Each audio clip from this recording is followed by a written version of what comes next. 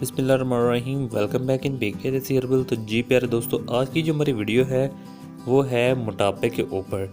पेट का बढ़ना, पेट का लटकना और पेट का डोलना हम किस तरह से कम कर सकते हैं। पेट चाहे जितना ही बड़ा हुआ क्यों ना हो, किसी भी तरीके से कम ना होता हो तो इस टोटके को आजमाएं।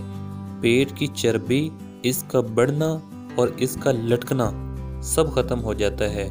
टोटका: रोज़ाना 10 से 20 दाने खुश्क आलू बुखारा सुबह शाम या एक वक्त चूस लें और गुठलियां निकाल लें। चंद दिन, चंद हफ्ते, चंद महीने इस टोटके पर अमल करें। इंशाअल्लाह अज़्ज़ वजल आपका जो पेट का लटकना और पेट का डोलना सब ख़त्म हो जाएगा। उम्मीद करता हूँ कि आपको हमारी ये छोटी सी वीडियो पसंद आई होगी।